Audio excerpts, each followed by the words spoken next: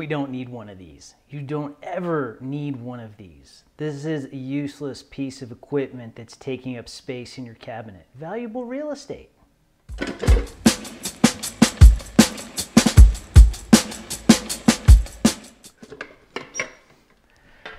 But yes, I have one of these. I think I used it maybe twice.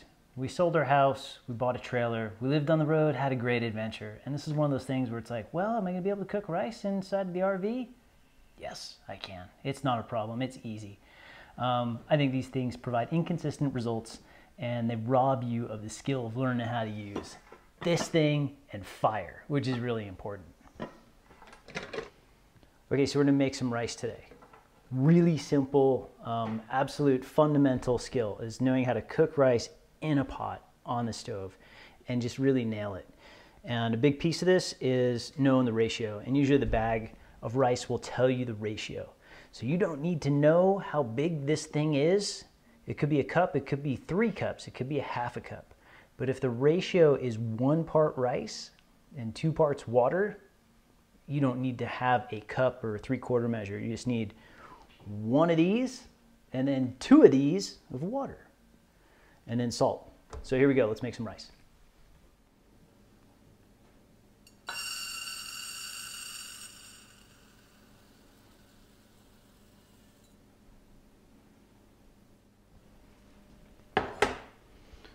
All right, here we go.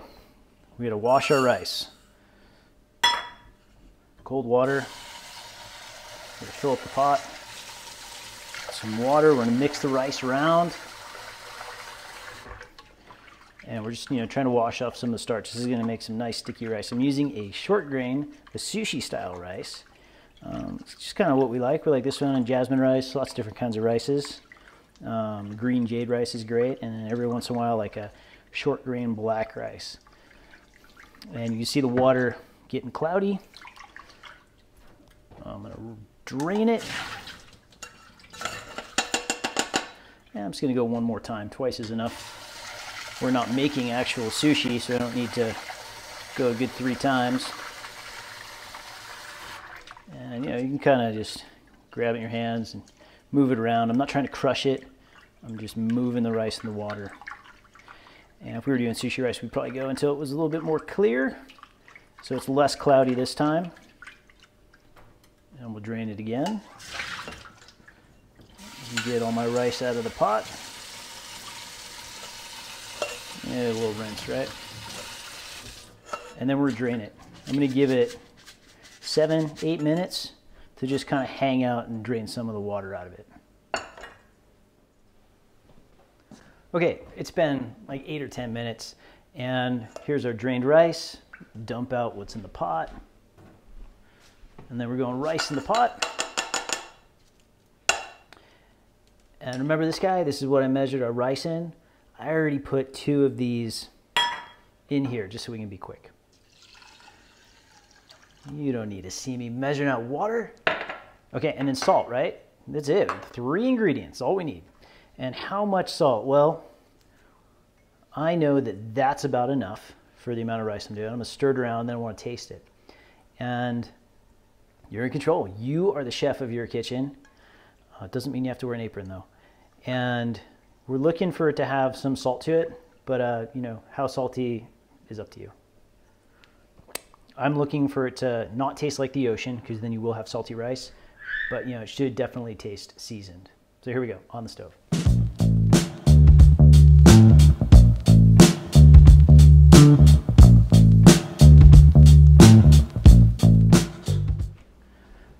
Okay, so this pot of rice has come up to a boil, and it will boil over, so you want to stay close and kind of keep an eye on it. I know, I should be using my silicone spoon to protect my coated pot. I'm sorry, pot. Okay, so boiling, right? It's on high heat. I am going to transition it to this little tiny burner in the back. See the little burner? This little guy? And I'm going to leave it on high heat just for a second. Just make sure it's staying nice and hot. And then we cover it. It's going to try and rise and overflow, but we're not going to let it because we're turning it all the way down. And now from here you can set a timer and you can go for 30 minutes and you're going to have perfect rice. Here, let me show you how low the flame really is. Okay, you can see how low that flame is. That's as low as it goes. And that's about as hot as it needs to be to have nice, perfectly cooked steamed rice in 30 minutes. So rice is so simple. Do you need to stir it? No. Do you need to uncover it and check it? No. Don't touch it, leave it alone. It doesn't need any of your attention from here. As long as you've brought it to a boil, you've turned it down as low as it can go, that's it. If you have one of those lids that has like a little hole in it that like vents out steam, maybe you turn that lid 180 to just kind of change how the heat's being circulated inside the pot, you know, after like 15 minutes. But other than that, leave your rice alone. And pro tip here, if you have an induction burner or you have an electric cooktop with the coils, it is almost impossible to go from hot on a coil or induction to low without it overflowing. So you want two burners. One that's preheated to your low, because the coils take a long time to heat up, same with an induction. And then you want the one that you're cooking on. So you can take your hot boiling pot of rice, and when you're ready to go to that low burner, you just move it over. Otherwise, it will probably end up overflowing. So there you go. Okay, so it's been 30 minutes. Now what? Now you actually get to do something. There's action to be taken. So we're going to take this rice, we're going to use I'm going to use a silicone spatula because I'm trying to be nice to my coated pots. And we're just going to turn it over. We're going to take the really sticky stuff at the bottom, bring it to the top. And, you know, see if there's anything that's like, shouldn't be anything burning because we went nice and slow and low. And then we're going to taste it and see how it is. Is it tender? It should be. But from here, we're going to let it sit and steam out in the pot with the burner turned off. This is an easy set it and forget it, let's do other things while our rice is hanging out kind of dinner.